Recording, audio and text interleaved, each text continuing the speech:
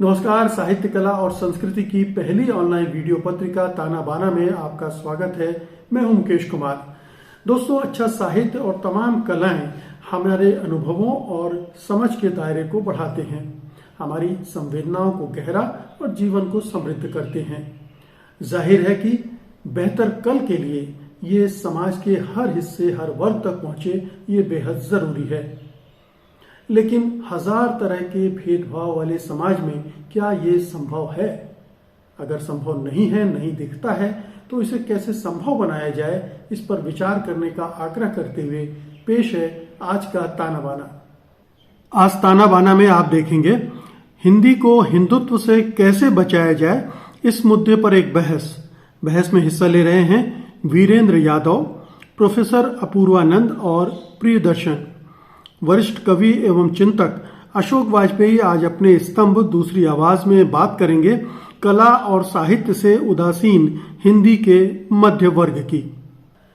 हिंदी भाषा को सांप्रदायिक रंग देने और उसे संप्रदाय विशेष की भाषा के रूप में प्रचारित करने का अभियान बहुत पुराना है। हिंदी और उर्दू के बीच वैमनस्यता पैदा करने का उपक्रम भी इसका हिस्सा रहा है। लेकिन हाल के वर्षों में हिंदी को हिंदुत्व का हथियार बनाने की घिनौनी साजिश हम अपने चारों ओर घटित होते हुए देख रहे हैं। जाहिर है इसका असर हिंदी भाषा पर भी पड़ रहा है। वो अधिकाधिक वर्चस्ववादी होती जा रही है और उसमें हिंसा और घृणा भरी जा रही है। ऐसे में हिंदी को हिंदुत्व से कैसे बचाया जाए, यही है आज की बहस का विषय। और इसमें हिस्सा लेने के लिए हमारे साथ हैं जाने माने आलोचक वीरेंद्र यादव, जाने माने समालोचक एवं सामाजिक कार्यकर्ता प्रोफेसर अपूर्वानंद एवं लेखक एवं पत्रकार प्रियदर्शन।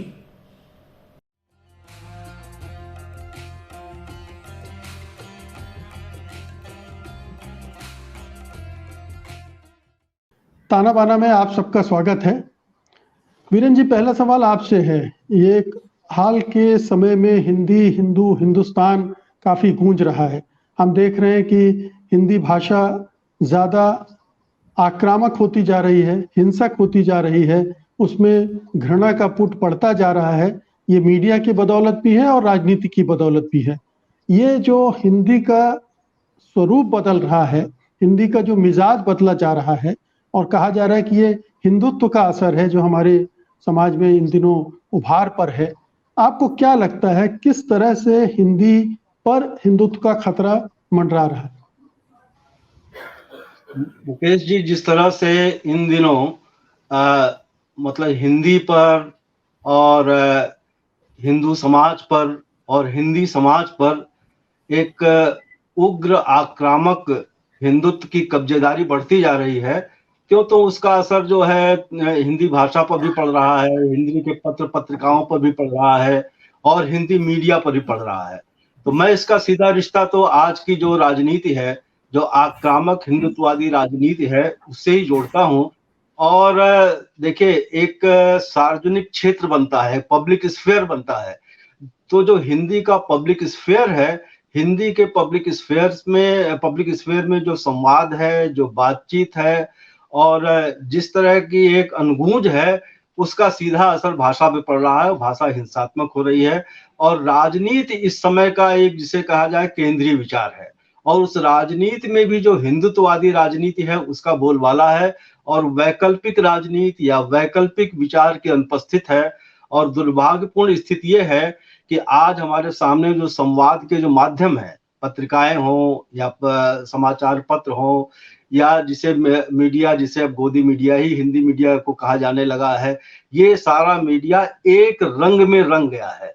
तो जनता के पास और जो सोशल मीडिया है और जो व्हाट्सएप है, इन सारे माध्यमों पर जिस तरह की सूचनाएं हैं, जिस तरह के विमर्श हैं, जिस तरह की बातें हैं, उससे पूरा हिंदी संसार, हिंदी समाज जो है ऊब-चूब हो रहा है। तो हिंदी समाज में जो चीजें इस समय जो है प्रभुत्वकारी स्थिति में हैं, उन प्रभुत्वकारी स्थितियों का असर जो है भाषा पर भी पड़ रहा है और हिंदी को हिंदुत्ववादी राजनीति के साथ जोड़ दिया गया है। यह बहुत दुर्भाग्यपूर्ण है, क्योंकि जो देश महाद्वीपीय विस्तार लिए हुए है, उस देश में अगर जो है सबसे अधिक बोले जाने वाली भाषा का ये आक्रामक स्वरूप होगा, तो मैं समझता हूँ कि ये हिंदी के ही लिए नहीं, समूचे समाज के लिए ही एक चिंता की खबर है। अपूर्वानंद जी, हिंदी का अगर इतिहास देखें तो वो एक समावेशी भाषा रही है। तमाम तरह की भाषाओं के शब्द उसमें आए हैं, बोलियों के शब्द आए हैं। हिंदी और उर्दू का एक तरह से मिलन मिश्रण होता रहा है। फारसी, अरबी के शब्द भी इसमें घुलते मिलते रहे हैं। लेकिन इसमें काट छांट की कोशिशें तो हम पिछले 100-125 वर्षों से देख रहे हैं कि कैसे उसको संस्कृत निष्ठ बनाई जाए। ये एक अभियान चलता रहा है। लेकिन जब से ये सीधे तौर पर राजनीति से जुड़ गई है और हाल के वर्षों में हम उसको किस तरह का रूप अख्तियार करते हुए देख रहे हैं?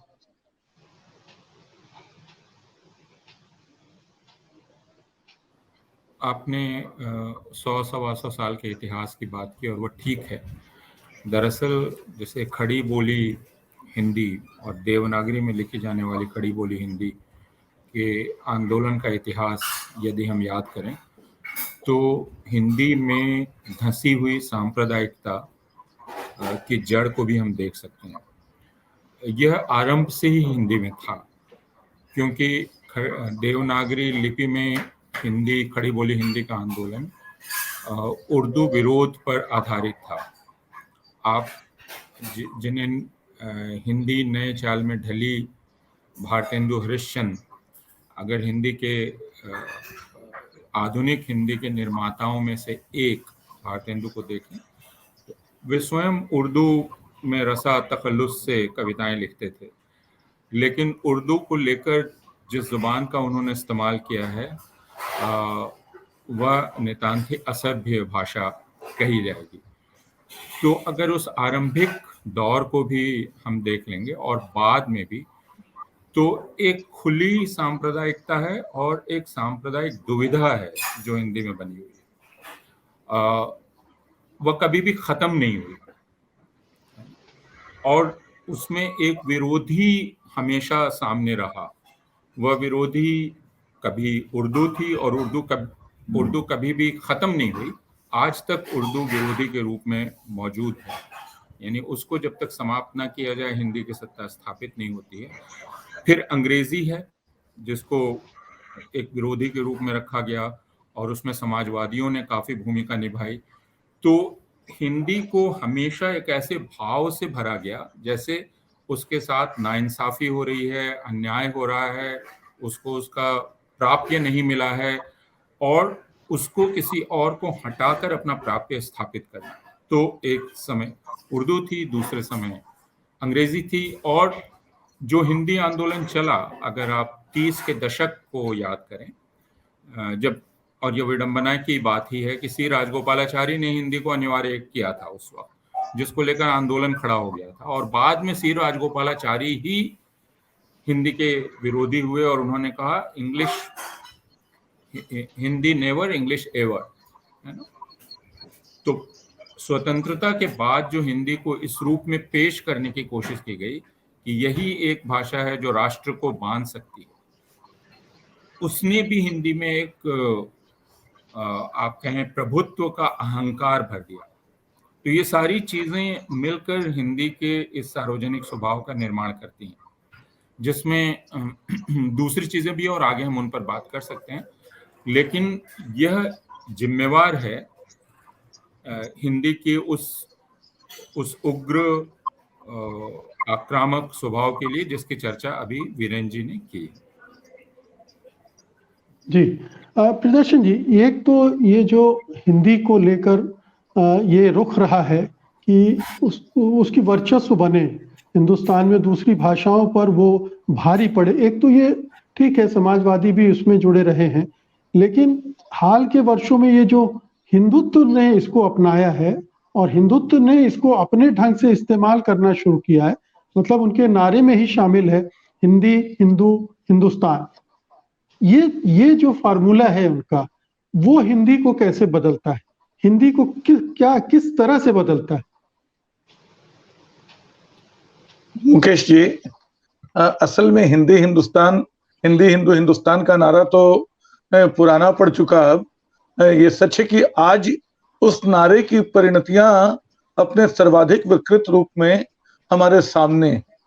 लेकिन इससे बड़ा सच ये है, जिसके बाद अपूर्वानंद जी एक दूसरे सिरे से कर रहे थे, वो ये कि जो भारत का पूरा राष्ट्रीय आंदोलन रहा है, उसकी एक धारा हमेशा हिंदूवादी धारा रही है, बल्कि अरसे तक वो प्रमुख धारा रही है। और ये समस्या मतलब राष्ट्रवादी आंदोलन के सामने हमेशा से रही, और वो सिर्फ हिंदी का मामला नहीं है। बांग्ला में बंकिम हो, गुजराती में गिरधारी त्रिपाठी हो, या मेरी सुधीर चंद्र से इस बारे में बात हो रही थी, जो गांधीवादी इतिहासकार हैं।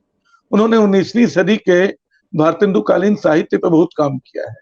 उन्होंने ध्यान दिलाया कि आरसी दत्त जैसा आर्थिक इतिहासकार भी जब साहित्य में आता है तो वह बिल्कुल पुनरुत्थानवादी उपन्यास लिखता है। तो ये जो बात है कि एक भारतीय आंदोलन की धारा जो है वो राष्ट्रवादी धारा रही है, वो हिंदुत्ववादी धारा रही है।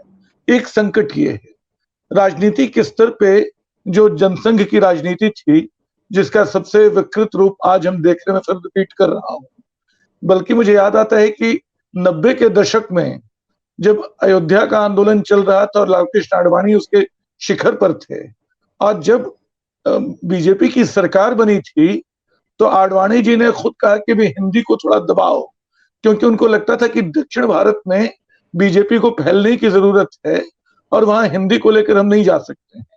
और तमिलनाडु में जो बीजेपी सांसद हैं, सांसद नहीं, बीजेपी नेता जो है, वो भी वहां हिंदी का विरोध कर रहे हैं।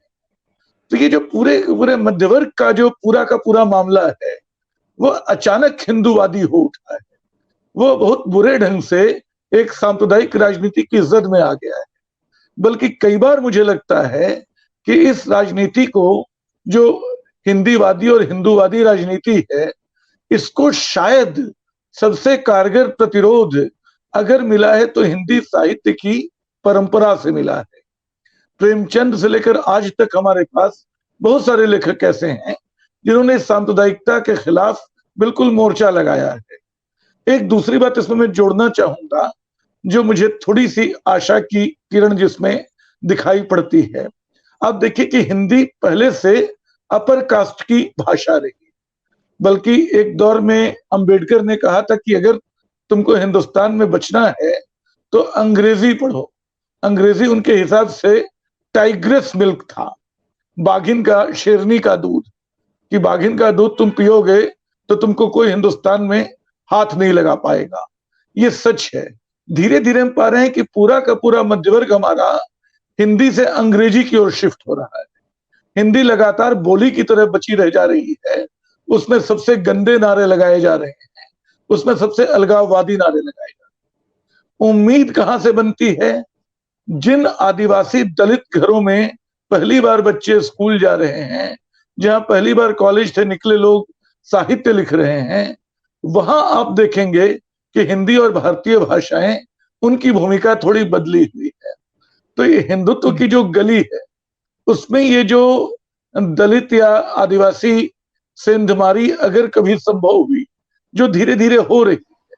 आप जसंता किरकिट्टा को देखिए, आप पूनम पासन को देखिए, आप बहुत सारे लेखक, मैं भी उनके उदाहरण देके अतिरिक्त समय नहीं लूंगा, लेकिन हिंदी साहित्य की नहीं, हिंदी समाज की जो राजनीति में आकंठ डूबा हुआ है और बहुत घृणित किस्म की राजनीति का इन दिनों शिकार है, उसका खेल अलग है। उसका खेल बिल्कुल हिंदुत्ववादी है। लेकिन उसके समानांतर जो हिंदी साहित्य है, जिसका दुर्भाग्य ये है कि वो अपने समाज से, बहुत सारे समाजशास्त्रीय कारणों से कट गया है, उसकी राजनीति अलग है, उसका विवेक अलग है। उसके प्रमाण हमें सोशल मीडिया पे भी दिखाई पड़ते हैं, हिंदी पत्रिकाओं में भी दिखाई पड़ते हैं। हिंदी की सारी पत्रिकाएं अपने बहुत सारे विचलनों के बावजूद मूलतः प्रगतिशील बनी हुई है। तो ये बात मुझे लगती है कि इस फर्क को देखना जरूरी है। मुकेश जी।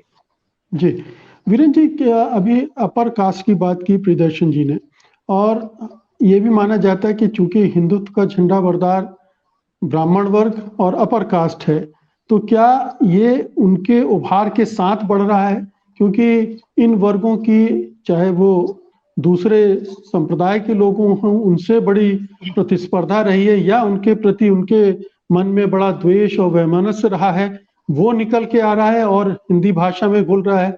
यही वर्ग है जो हिंदी को संस्कृत निष्ठ बनाने पर हमेशा से जोर देता रहा है।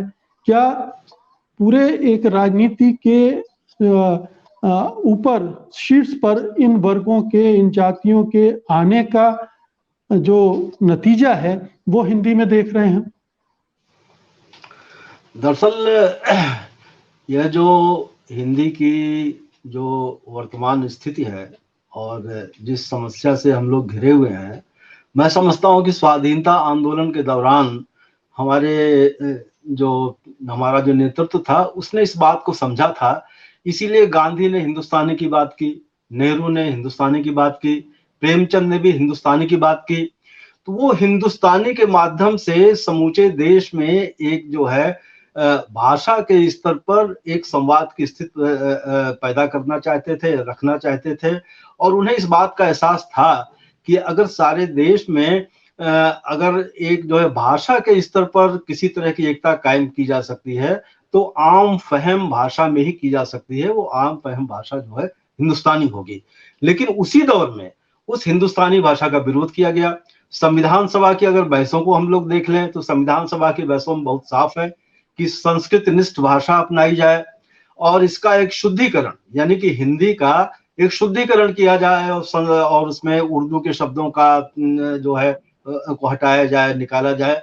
तो यह जो एक जिसे हम उच्च वर्ण और उच्च जातियों के वर्चस्व की बात कहते हैं, इन्होंने अधिग्रहण किया। हिंदी को जो है अपनी राजनीति के एक उपकरण के रूप में इस्तेमाल किया और हिंदी का वास्तविक स्वरूप था, तो जन सुलभ स्वरूप था, उस स्वरूप को इन्होंने जो है हम कह सकते हैं बिगाड़ा। तो आज की स्थिति यह है कि जब तक हिंदी को आम फहम नहीं बनाया जाएगा, जब तक हिंदी के प्रति एक जनतांत्रिकरण, सवाल यह है कि आप भाषा के सवाल को आप कहां से देखेंगे। भाषा के सवाल को अगर संख्या के आधार पर देखेंगे तो ये बात सच है कि भारत देश में अगर किसी एक भाषा के ज्यादा बोलने वाले हैं तो हिंदी है। हालांकि उसमें भी बहुत से सवाल हैं कि भोजपुरी भाषी और अवधी भाषी, मैथिली भाषी या दूसरी जो बोलियां हैं उन सब के भाषियों को भी हिंदी में शामिल कर लिया जाता है। लेकिन इसके बावजूद हिंदी बोलने वालों की संख्या आती है।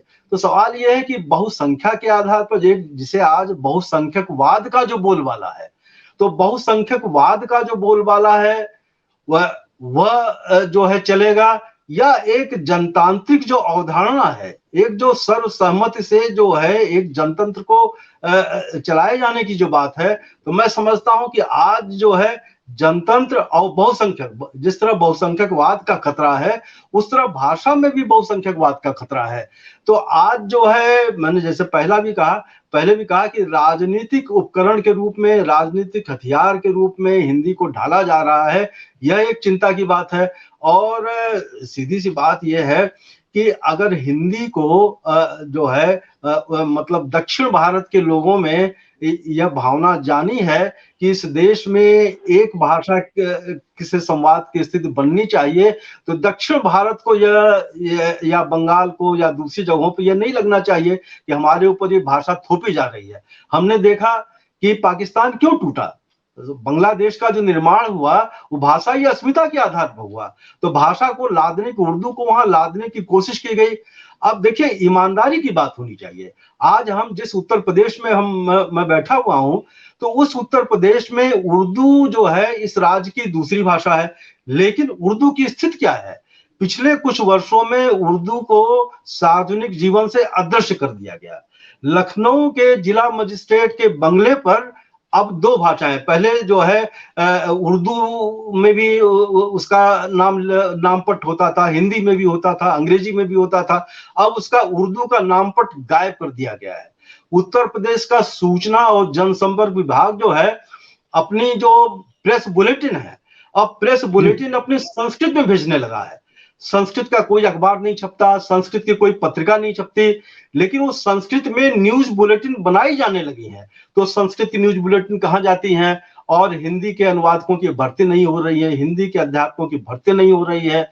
उत्तर प्रदेश में यानी इसी लखनऊ में उर्दू, फारसी, अरबी का एक विश्वविद्यालय था, उसमें उसका नाम बदल दिया गया, उसको भाषा विश्वविद्यालय कर दिया गया और उसके लोगों से उर्दू गायब कर दिया गया।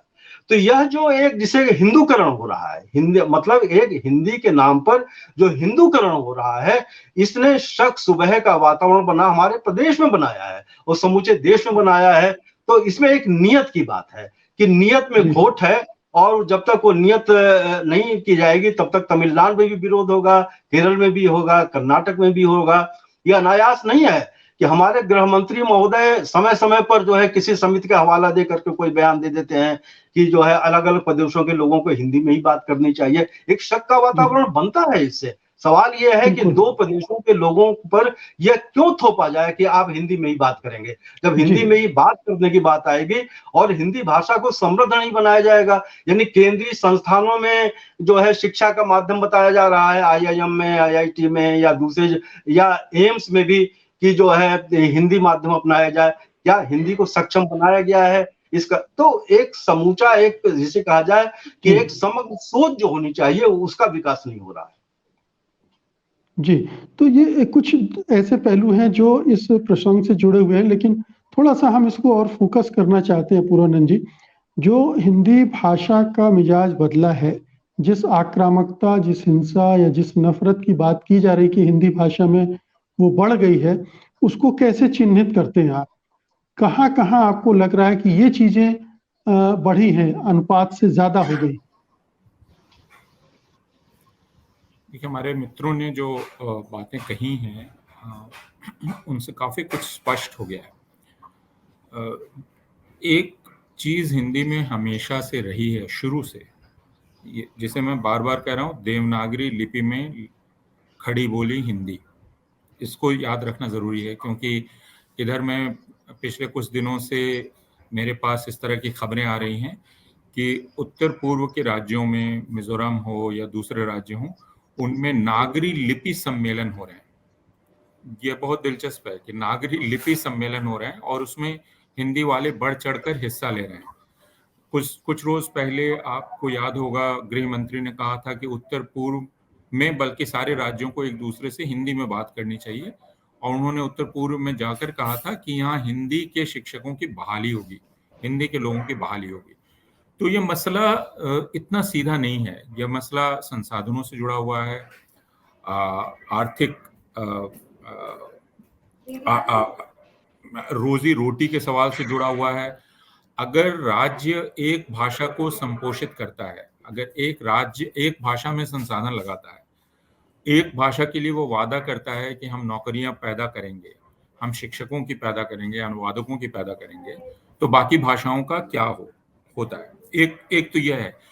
तो स्पष्ट रूप से परिस्थिति बदली है 2014 के बाद। जो आक्रामकता आई है राजकीय स्तर पर, उस आक्रामकता को नोट करना चाहिए। एक तरह की ढिठाई बढ़ गई है, यानी जिस संकोच की चर्चा वीरेंद्र यादव जी कर रहे थे, जो संकोच पहले था और प्रियदर्शन भी कर रहे थे, भारतीय जनता पार्टी में भी वह संकोच अब समाप्त हो गया है, अब ढिठाई आ गई। यानी आप दक्षिण भारत के चिंताओं को भी नजरअंदाज कर सकते हैं, आप मिजोरम, नागालैंड, मणिपुर की चिंताओं को भी नजरअंदाज कर सकते हैं। यह ढिठाई है और यह सिर्फ ढिठाई इस वजह से आई है कि संसद में जो सीटें हैं वो ज्यादा सीटें तथाकथित हिंदी भाषी इलाकों में, और भारतीय जनता पार्टी का यह ख्याल है कि अगर हम यहां से ज्यादा सीटें ले आएंगे तो पूरे भारत पर शासन कर सकते हैं, इसलिए वह इस ढिठाई को लगातार बढ़ाती जा रही है। तो एक कारण तो यह है। दूसरा कारण ये है कि यह बात सिर्फ 2014 के बाद की नहीं है। 80 के दशक में हिंदी मीडिया जिसे कहते हैं, हिंदी मीडिया के स्वभाव को आप देखें, राम जन्मभूमि आंदोलन को जिस तरह उसने कवर किया उसे देखें, तो वह सांप्रदायिकता बहुत स्पष्ट थी उस वक्त भी। तो दो हिस्से हैं, एक हिंदी साहित्य और एक जो हिंदी के जनसंचार माध्यम है। हिंदी के जनसंचार माध्यम स्पष्ट रूप से सांप्रदायिक हैं और वो स्वेच्छया सांप्रदायिक है। उसके लिए उनको किसी भारतीय जनता पार्टी की आवश्यकता नहीं है, उनको किसी राजकीय दबाव की आवश्यकता नहीं है, बल्कि अपनी इच्छा से वे सांप्रदायिक हैं।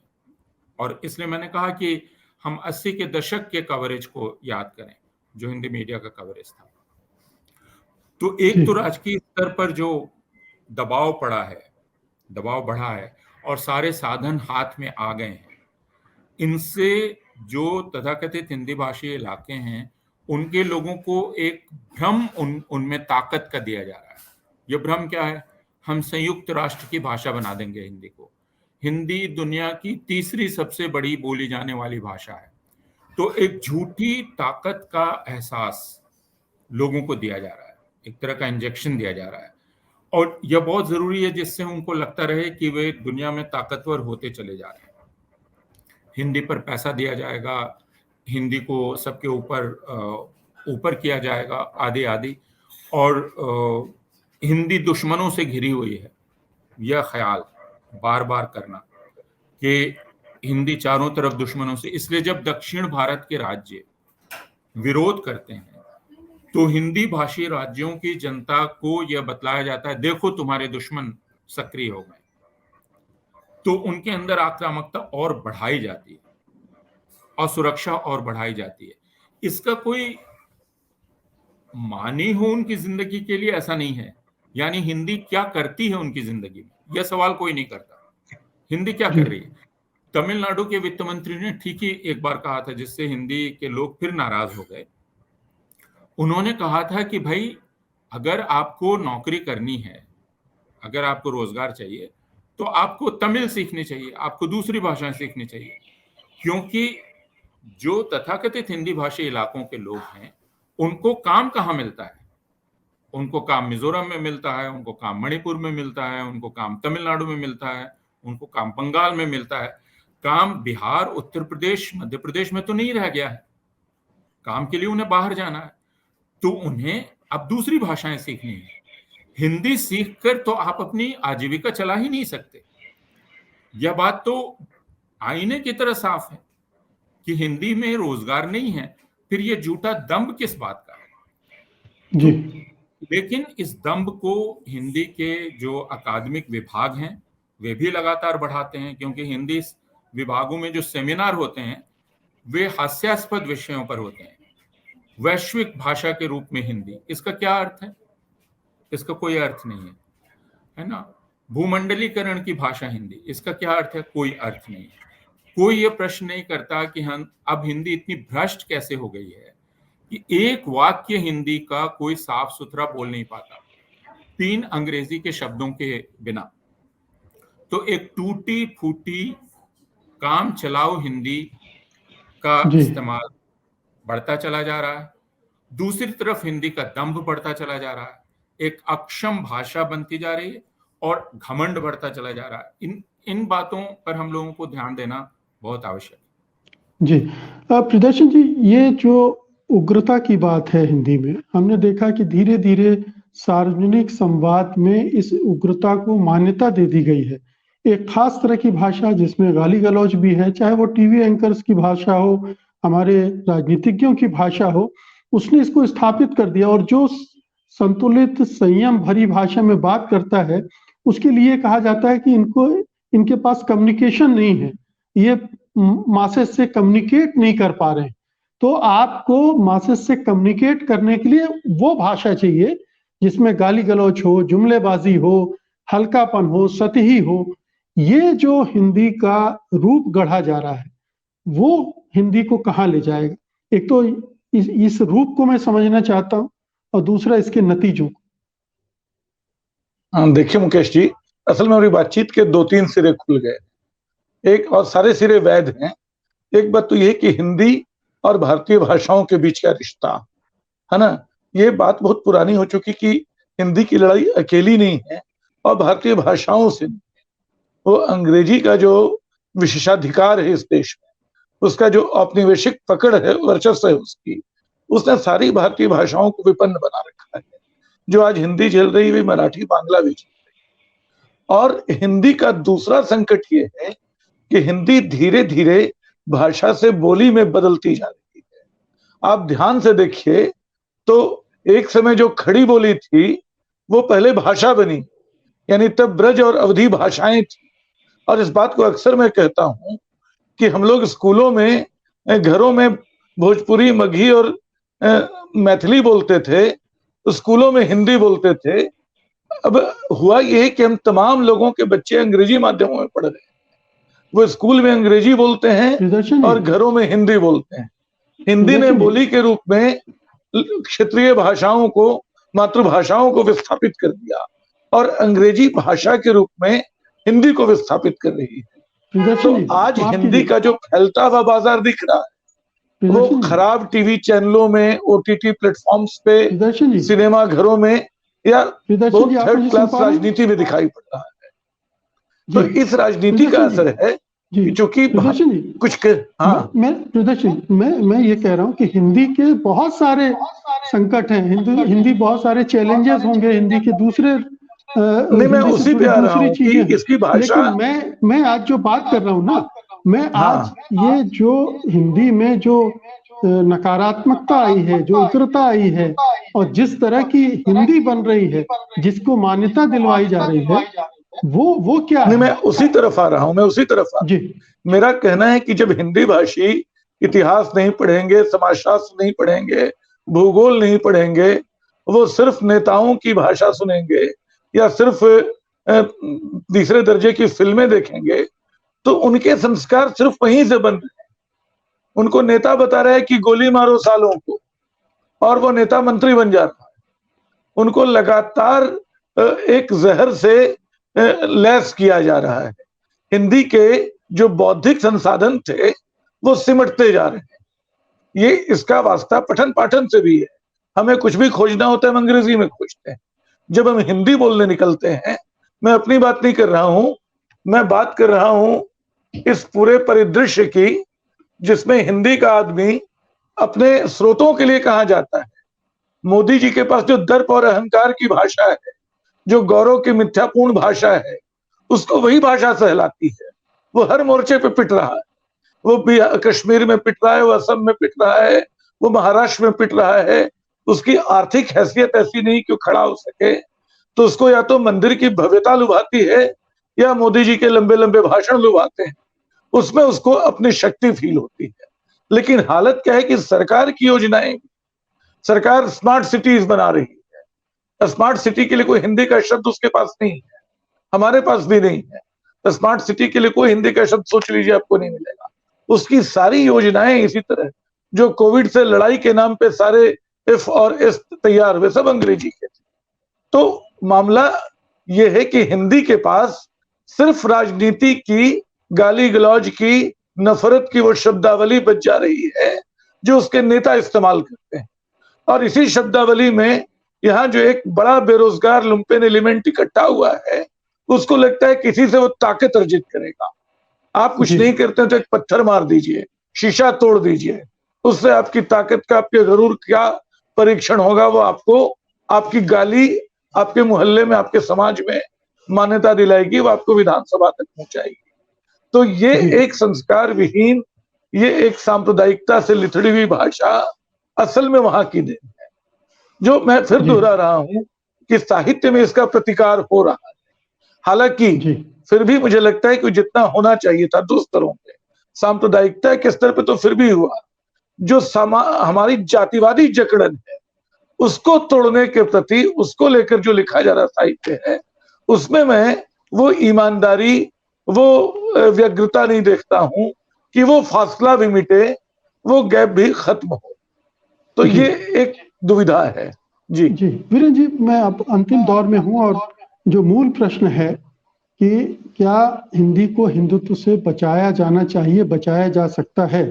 सवाल यही है कि बहुत सारी समस्याएं हैं, लेकिन जो मुख्य, अगर हम साहित्य की दुनिया की बात करें तो क्या साहित्य में प्रतिरोध तो है, लेकिन क्या हिंदी भाषा में आ रहे परिवर्तनों, इन परिवर्तनों की को लेकर चेतना है और उस हिंदी भाषा को बचाने की कोई जद्दोजहद, कोई बेचैनी है? मुझे तो नहीं दिखती है। दरअसल सत्ताधारी वर्ग ने भाषा को और हिंदी को अपनी राजनीति का एक हथियार बना लिया है और उस दिशा में उसे कुछ गंभीर यानी कि भाषा को समृद्ध करने के लिए और भाषा को एक जिसे कहा जाए दूरगामी परिवर्तनों का एक माध्यम बनाने के लिए और समूचे समाज को जो है एक नई दिशा देने के लिए वो सारी भूमिकाएं जो है वो समाप्त हो गई हैं। अब प्रियदर्शन जी जो बात साहित्य की कह रहे हैं वो बिल्कुल ठीक बात है कि सांप्रदायिकता विरोध में हिंदी साहित्य जो है एक ने अपनी भूमिका निभाई है, लेकिन भारतीय समाज की जो संरचना है, खासकर जो हिंदी भाषी समाज की संरचना है, उस संरचना से जुड़ करके जो साहित्य को लिखने की एक परंपरा थी, जो प्रेमचंद ने वर्ण और वर्ग से मुक्त होकर के जो लिखने की परंपरा थी, जो राहुल सांकृत्यायन, यशपाल, बाबा नागार्जुन के द्वारा जो आगे बढ़ी, वो परंपरा निश्चित रूप से छीण हुई है। और मैं कह सकता हूं कि विगत 3 दशकों में जो हिंदी साहित्य है या हिंदी के लेखकों का जो अधिकांश संवर्ग है वो थोड़ा कठोर शब्द है, लेकिन अपने जाति और वर्ण में मुझे लगता है कि वापस लौट गया है। और आज जो विमर्शों की जो बात है, यानी कि चाहे दलित विमर्श हो, चाहे दूसरे आदिवासी विमर्श हो, ये इन सब की वैधता, इन सब की स्वीकार्यता इसी कारण जो है दिनों दिन बढ़ती जा रही है कि अनुपस्थितियां हिंदी साहित्य की मुख्य धारा की ये अनुपस्थितियां रही हैं। तो मुख्य धारा की अनुपस्थितियों को इन विमर्शों द्वारा जनतांत्रिक बनाया जा रहा है। तो हिंदी का जो अभी आपने कहा कि क्या कुछ चिंताएं हैं, तो मैं समझता हूं कि हिंदी साहित्य की या हिंदी समाज की मुख्य धारा के जो लेखक हैं या विचारक हैं, तो उनकी एक जो सक्रिय चिंता होनी चाहिए, हस्तक्षेपकारी जो चिंता होनी चाहिए, वो उसका तो अभाव दिखता है कि वो हस्तक्षेपकारी वो चिंताएं नहीं है। और हिंदी का सवाल और संवाद का सवाल, माध्यम का सवाल, ये एक जिसे कहा जाए अनाथ सवाल है। मतलब राजनीति इनका इस्तेमाल तो कर रही है, लेकिन एक जो है हिंदी जो है इस समय इस तरह छोड़ दी गई है। और जाहिर है कि जो वर्चस्ववादी वर्ग है, जो सवर्ण है, वो अपने बच्चों को, अपने संतानों को तो अंग्रेजी में शिक्षा दे रहा है, लेकिन हिंदी को वो अपनी राजनीति का साधन बना रहा है। तो जो हिंदी हिंदुस्तान की बात है, खाली आज की बात नहीं है भाई। विनायक दामोदर सावरकर का ये नारा ही था हिंदुस्तान, ये वहां से चला है। तो आज जो एजेंडा है, जो आज सत्ताधारी वो वर्ग है, उसका जो एजेंडा है, उसके एजेंडे में हिंदी एक कलगी है और उसका वो इस्तेमाल कर रहा है। और उसके प्रतिकार के रूप में जो है जिस तरह से भाषा के स्तर पर, अब सवाल यह है कि जीएन डेवी या इस तरह के लोग जो हैं नए तरीके से सोच रहे हैं, उन्होंने कल्चरल फ्रंट भी बनाया है। जाहिर है कि वो जो हिंदी का जो एक आधिपत्य है, जो वर्चस्व है, उसके समानांतर जो दूसरी भाषाएं हैं उनका एक मोर्चा बन रहा है। तो हिंदी के अलावा, हिंदी के अतिरिक्त जो बौद्धिक हैं वो तो इस दिशा में सोच विचार कर रहे हैं, लेकिन हिंदी बौद्धिकों के द्वारा कोई सकारात्मक हस्तक्षेप फिलहाल हमें नहीं दिख पड़ रहा है। और मुकेश जी, मैं आपसे सहमत हूं कि जो एक सक्रिय हस्तक्षेप होना चाहिए, जो आगे बढ़कर के जो एक कोशिश होनी चाहिए, वो हम हिंदी के बौद्धिकों द्वारा नहीं है। ये एक अफसोस की बात है। अपूर्व जी, आपकी टिप्पणी। अनम्यूट कर लीजिए। अगर आप साहित्य की बात करेंगे, साहित्य का मतलब कविता, कहानी, उपन्यास, तो हमें यह पता है कि ये योजनाओं से नहीं लिखे जाते हैं। चिंताओं से अवश्य लिखे जाते हैं, लेकिन योजनाओं से नहीं।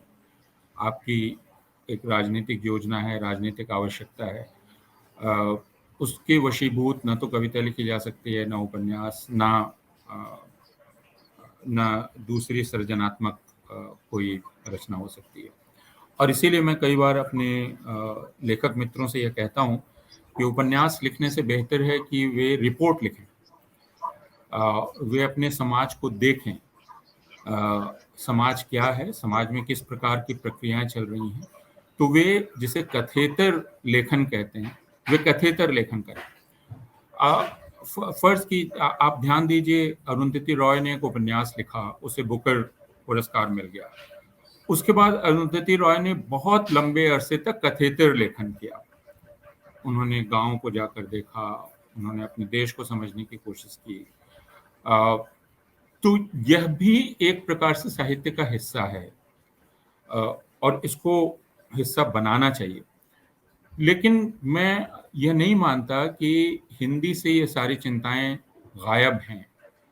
मुझे ज़्यादा, और मैं तो यह मानता हूं कि अब जैसे जसिंता का नाम लिया या बाकी और नाम लिए गए, मैं मानता हूं कि अब हिंदी के प्रतिनिधि स्वर यही होने वाले हैं। जिनको यह माना जाता था कि वे प्रतिनिधि स्वर होंगे, उनकी जगह मैं आज हिंदी की सबसे ताकतवर कवि जसिंता को मानता हूं। तो वह हिंदी का प्रतिनिधित्व वही करेंगी और इस प्रकार के नए स्वर हिंदी को आगे ले जाएंगे, हिंदी साहित्य को। लेकिन जैसा मैंने कहा कि साहित्य के बारे में टिप्पणी करते समय काफी सावधानी बरतने की आवश्यकता है, क्योंकि लेखक अपने संघर्ष से गुजरते रहते हैं और कम से कम नए लेखकों को पढ़ते हुए, वे कवि हों या उपन्यासकार, मुझे ये दिखलाई पड़ता है कि जाति के प्रश्न को लेकर भी वे बहुत सजग हैं और सचेत हैं।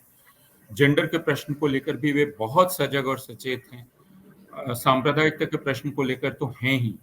अब यह कितना प्रतिफलित हो पा रहा है उनकी रचनाओं में, वह कितनी सफल रचनाएं कर पा रहे हैं, यह अलग मसला है।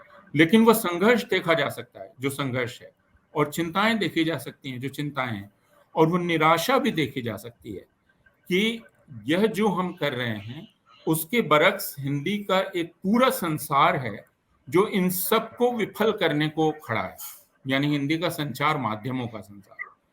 तो उनका संघर्ष दोहरा है कि कैसे वे उससे संघर्ष करें और कैसे वे अपना रचनात्मक संघर्ष करें, और मैं इसको सहानुभूति से देखने का आग्रह करता हूँ। जी प्रियदर्शन जी, रचनाओं के अंदर संघर्ष, रचनाओं के बाहर भी संघर्ष कोई दिख रहा है क्या? वो चिंता जो साहित्य में दिख रही है, साहित्य के बाहर साहित्यकारों के जरिए प्रकट हो रही है, उसके लिए कोई संघर्ष हो रहा है? असल में ये सच है कि रचनाओं का संघर्ष भी इस मायने में मध्यम पड़ा है कि पिछले, जैसा वीरेंद्र जी कह रहे थे, कि 2-3 दशकों में हिंदी साहित्य की अगर मुख्य धारा जैसे कोई चीज होती है तो मुख्य धारा बहुत ज्यादा शहरी हुई है, बल्कि महानगर केंद्रित होती चली जा रही है, और उससे एक बृहत्तर समाज और उसके सवाल छूटते जा रहे हैं। धीरे धीरे तमाम विशेषज्ञताओं की तरह साहित्य भी एक काम होता जा रहा है, जो कई बार मुझे भी लगता है कि दूसरी भाषाओं के लेखकों पे आंदोलनकारी होने की जिम्मेदारी उतनी नहीं है जितनी हिंदी के लेखक पे है। हिंदी का लेखक आंदोलनकारी न हो तो लेखक नहीं मान लिया जाता है, जबकि मुझे लगता है कि कई दूसरे बड़े लेखकों से हम ये अपेक्षा नहीं करते। लेकिन ये सच है कि सिर्फ कमरे में बैठकर लिखना भी पर्याप्त नहीं है, वो आंदोलन करना होगा, वो एक समाज के बड़े हिस्से के आंदोलन से उसको जुड़ना होगा। वहां मुझे दिखाई पड़ता है कि जितनी सक्रियता चाहिए उतनी सक्रियता नहीं है। उसको जितने मोर्चों पे, जितने वैचारिक आंदोलनों में, सड़क पे जितनी सख्ती से, मजबूती से, मुझे याद आता है कि कुछ साल पहले, शायद 2-3 साल पहले, एक सांप्रदायिकता विरोधी सांस्कृतिक मोर्चा 36 संगठनों का मंडी हाउस से चला। अब वो 36 संगठनों के मिला के करीब 10-12 हजार लोग थे। हम लोग बड़े उत्साहित थे कि देखो क्या कमाल हुआ। अगले दिन एबीवीपी ने 60,000 लड़कों का जुलूस निकाल दिया। तो जो वर्चस्व की राजनीति है, जो सत्ता की ताकत जिसको हासिल है, जिसको समर्थन हासिल है, जो बहुसंख्यकवाद की राजनीति है, वो बहुत उग्र और आक्रामक है, और उसके आगे हमारा लिखना इस मायने में व्यर्थ है कि हिंदी समाज अपने लेखक से बहुत सारी वजहों से कटता जा रहा है। तो हम लोग सिर्फ दर्ज करके रह जा रहे हैं कि इस अंधेरे समय में हम चुप नहीं थे, हम प्रतिरोध कर रहे थे। लेकिन उस प्रतिरोध को और ज्यादा कारगर होना हो, उसे बिल्कुल जनता के हथियार के रूप में लोगों के हौसलों में बदलना हो, तो थोड़ा और प्रयत्न, थोड़ी और कोशिश मेरे हिसाब से जरूरी है। और आखिरी बात, जो हिंदुत्व से बचाने वाला मामला है, हिंदी को अगर हिंदुत्व से बचाएगा तो वही अस्मितावादी लेखन, जिसे हिंदी में हिकारत से देखने का चलन है, चाहे वो लैंगिक विमर्श से जुड़ा हो, चाहे वो आदिवासी विमर्श से जुड़ा हो, चाहे वो दलित विमर्श से जुड़ा हो, अगर उम्मीद है तो इन्हीं समानांतर विमर्शों से और उनकी राजनीति से उम्मीद है। मुकेश जी। जी, तो मैं अंत सिर्फ में एक क्या बात हम कहना इसको चाहता हूँ जी मुकेश जी, वो जी ये कि अगर आप पूरी दुनिया का इतिहास देखेंगे, जर्मनी का इतिहास देखें, सोवियत संघ का इतिहास देखें, रूस का देखें, बाकी देशों का देखें, जहाँ इस प्रकार की प्रवृत्तियाँ उभरती हैं, उन प्रवृत्तियों में हमेशा भाषा दो स्तरों पर काम करती है। एक जिन्हें हम जनसंचार माध्यम कहते हैं, राजनीति की भाषा, प्रचार की भाषा, और दूसरे साहित्य की भाषा।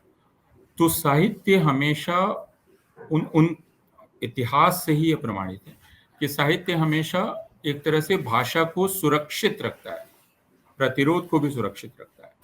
और दूसरी तरफ प्रचार की भाषा है, तो साहित्य एक गैर बराबर संघर्ष में रहता है, लेकिन वह संघर्ष वह करता रहता है। ये दुनिया की तमाम भाषाओं के इतिहास से प्रमाणित है, और हिंदी में भी यह संघर्ष चल रहा है। तो हमें उतना निराश होने की साहित्य की तरफ से आवश्यकता नहीं। जी, तो हम ये मान सकते हैं कि साहित्य में तो वो प्रतिरोध भी है, संघर्ष भी है, जागरूकता भी है, चेतना भी है, लेकिन अगर हिंदी भाषा को हिंदुत्व से बचाना है तो पूरे हिंदी भाषी समाज में ये जागरूकता आनी पड़ेगी, ये प्रतिरोध वहां से भी पैदा होना पड़ेगा, तभी इससे लड़ा और निपटा जा सकता है। बहुत बहुत शुक्रिया आप सबका आज की चर्चा में हिस्सा लेने के लिए। धन्यवाद।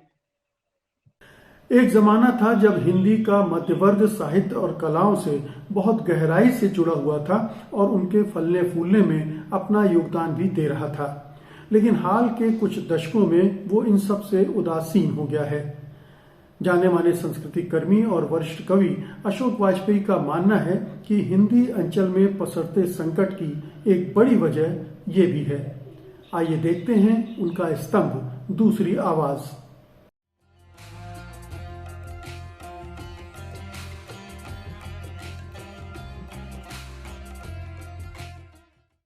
नमस्कार।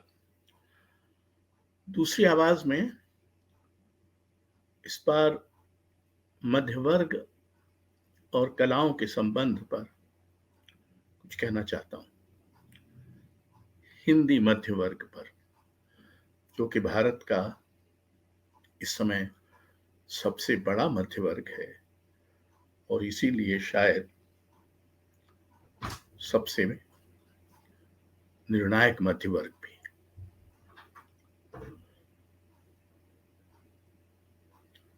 आम जीवन या जीवन मात्र कला के बिना चल सकता है। करोड़ों लोगों का चलता ही है, उनके जीवन में कला की कोई जगह नहीं होती, पर इसलिए उनका जीवन कोई कम सार्थक या कम महत्वपूर्ण होता हो ऐसा नहीं कहा जा सकता। लेकिन जीवन के बिना कलाएं संभव नहीं है, यानी जीवन ही कलाओं का उपजीव्य है, और जीवन कलाओं से अधिक विशाल, विपुल, जटिल होता है। इसको ध्यान में रखते हुए अगर हम सोचें कि ज्यादातर कलाकार किस वर्ग से आते हैं, तो लोक कलाओं, हस्तशिल्प, आदिवासी कलाओं को छोड़ दें, जो कि मध्य वर्ग से भी नीचे वर्ग के से आते हैं, तो ज्यादातर कलाकार, लेखक, चित्रकार, संगीतकार, नर्तक, रंगकर्मी आदि मध्य वर्ग से ही आते हैं। मध्य वर्ग से क्रांतिकारी भी आते हैं, मध्य वर्ग से नवाचारी भी आते हैं, पर हिंदी मध्य वर्ग कलाओं के प्रति उदासीन है। वो सिर्फ कलाओं के प्रति उदासीन नहीं है, वो साहित्य और मातृभाषा के प्रति भी उदासीन है। 50 करोड़ से अधिक हिंदी भाषी हैं, और उनमें अगर 25 करोड़ भी मान लें कि मध्य वर्ग ही हैं, तो उनका बहुलांश साहित्य से और अपनी मातृभाषा से दूर रहता है।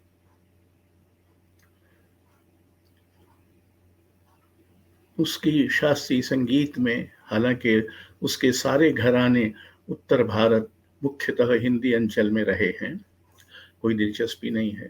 शास्त्रीय नृत्य में नहीं है। रंगमंच बहुत कमजोर है हिंदी अंचल में। चित्रकारी यानी ललित कलाओं में भी हिंदी अंचल का अवदान और सक्रियता बहुत क्षीण है। ये तब जबकि कलाएं हमको ये सिखाती हैं कि सुंदरता सिर्फ दी हुई नहीं है, हम इसे रचते भी हैं। कलाओं से हम जो सीखते हैं वो ये भी है कि हम अधिक देखना, अधिक सुनना, अधिक महसूस करना शुरू करते हैं। और ये जो अपने और दूसरों के बीच एक अस्वाभाविक द्वैत विकसित हुआ है, और जो इन दिनों सत्तारूढ़ राजनीति लगातार बढ़ा रही है, हर दिन नए दूसरे पैदा किए जा रहे हैं, इस द्वैत को कलाएं ध्वस्त करती हैं, क्योंकि वो हमें बताती हैं कि हम ही वे हैं, वे ही हम हैं, और हम में और उनमें कोई बुनियादी फर्क नहीं है। हम भी आदमी हैं और वो भी आदमी है।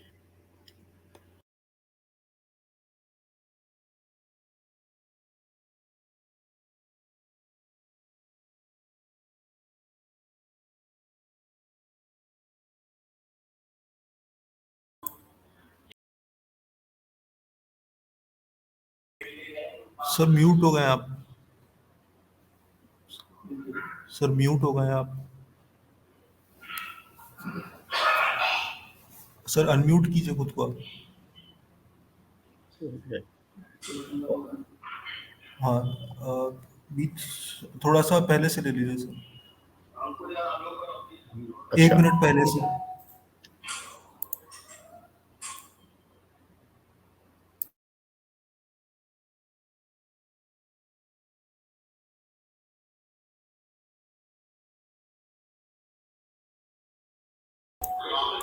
सर अनम्यूट है आप।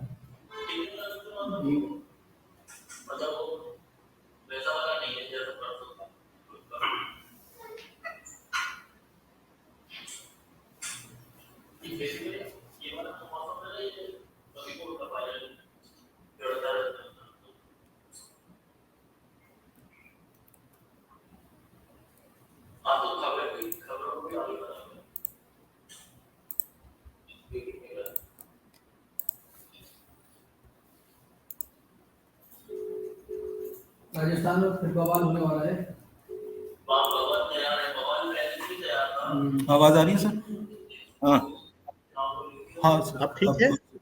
जी जी जी। वहीं से ले लेते हैं 1 मिनट पहले से। हाँ सर, हाँ सर, वहीं से। हाँ, वो टच से ही हो जाता है। कलाएं हमारा अपने आप से सामना कराती हैं।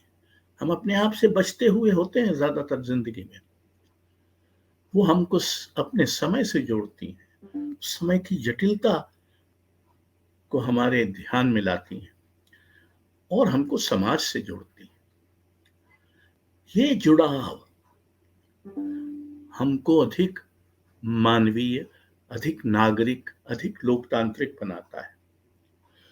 और अगर आप इस समय हिंदी अंचल की बात करें तो आप पाएंगे कि इस समय हिंदी अंचल भारत का सबसे अधिक हिंदी हिंसक अंचल, अपराधग्रस्त क्षेत्र, हत्यारी मानसिकता से लबालब भरा हुआ